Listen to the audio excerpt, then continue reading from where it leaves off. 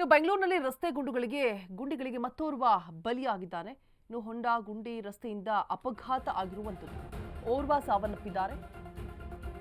ಗುಂಜೂರಿನ deans academy ಬಳಿ ದುರ್ಘಟನೆ ಸಂಭವಿಸಿದೆ. ಹೊಂಡಾ ಗುಂಡಿ ರಸ್ತೆಯಿಂದ ಅಪಘಾತ ಆಗಿರುವಂಥದ್ದು. ಗುಂಜೂರಿನ ಡೀನ್ಸ್ ಅಕಾಡೆಮಿ ಬಳಿ ನಡೆದಿರುವಂತಹ ದುರ್ಘಟನೆ. ಶಾಲಾ ವಾಹನಕ್ಕೆ ಬೈಕ್ ಡಿಕ್ಕಿ ಹೊಡೆದಿದೆ. ಸವಾರ ಸ್ಥಳದಲ್ಲೇ ಸಾವನ್ನಪ್ಪಿದ್ದಾರೆ. 23 ವರ್ಷದ ಬೈಕ್ ಸವಾರ ಚಿರಂಜೀವಿ ಮೃತ ದುರ್ದೈವಿ ಆಗಿದ್ದಾರೆ.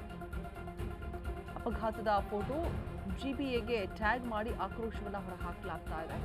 ಸಿಎಂ ಡಿಸಿಎಂಗೆ ಟ್ಯಾಗ್ ಮಾಡಿ ಜನರು ಅಸಮಾಧಾನವನ್ನ ವ್ಯಕ್ತಪಡಿಸ್ತಾ ಇದ್ದಾರೆ. ರಸ್ತೆ ಗುಂಡಿಗೆ ಬಲಿಯಾಗಿದ್ದಾರೆ 23 ವರ್ಷದ ಯುವಕ.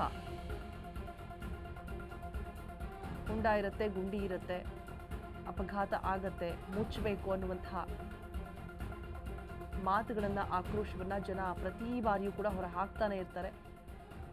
ಆದರೆ ರಸ್ತೆ ಗುಂಡಿಗಳು ಅದೆಷ್ಟು ಜನ ಅಮಾಯಕರನ್ನ ಬಲಿ ತೆಗೆದುಕೊಂಡಿದೆಯೋ ನಿಜಕ್ಕೂ ಗೊತ್ತಿಲ್ಲ. ಶಾಲಾ ವಾಹನಕ್ಕೆ ಬೈಕ್ ಡಿಕ್ಕಿ ಹೊಡೆದು ಸವಾರ ಸ್ಥಳದಲ್ಲೇ ಸಾವನ್ನಪ್ಪಿರುವಂಥದ್ದು. 23 ವರ್ಷದ ಚಿರಂಜೀವಿ ಮೃತ ದುರ್ದೈವಿ ಆಗಿದ್ದಾರೆ. ಅಪಘಾತ ಆಗಿರುವಂತಹ ಫೋಟೋವನ್ನ ಜಿಬಿಎಗೆ ಟ್ಯಾಗ್ ಮಾಡಿ ಆಕ್ರೋಶವನ್ನ, ಅಸಮಾಧಾನವನ್ನು ವ್ಯಕ್ತಪಡಿಸ್ತಾ ಇದ್ದಾರೆ ಜನರು. ಡಿಸಿಎಂ ಹಾಗೆ ಸಿಎಂಗೂ ಕೂಡ ಟ್ಯಾಗ್ ಮಾಡಲಾಗಿದೆ ಅಪಘಾತದ ಫೋಟೋವನ್ನ. ನೋಡ್ತಾ ಇರ್ಬೋದು ಯಾವ ರೀತಿಯಾಗಿ ರಸ್ತೆ ಮಧ್ಯದಲ್ಲಿ ಗುಂಡಿ ಇರುವಂಥದ್ದು. ಗುಂಜೂರಿನ ಡೀನ್ಸ್ ಅಕಾಡೆಮಿ ಬಳಿ ನಡೆದಿರುವಂತಹ ದುರ್ಘಟನೆ. ಬೈಕ್ ಸವಾರ ಶಾಲಾ ವಾಹನಕ್ಕೆ ಹೋಗಿ ಡಿಕ್ಕಿ ಹೊಡೆದಿದ್ದಾನೆ. ಸ್ಥಳದಲ್ಲೇ ಮೃತಪಟ್ಟಿರುವಂಥದ್ದು.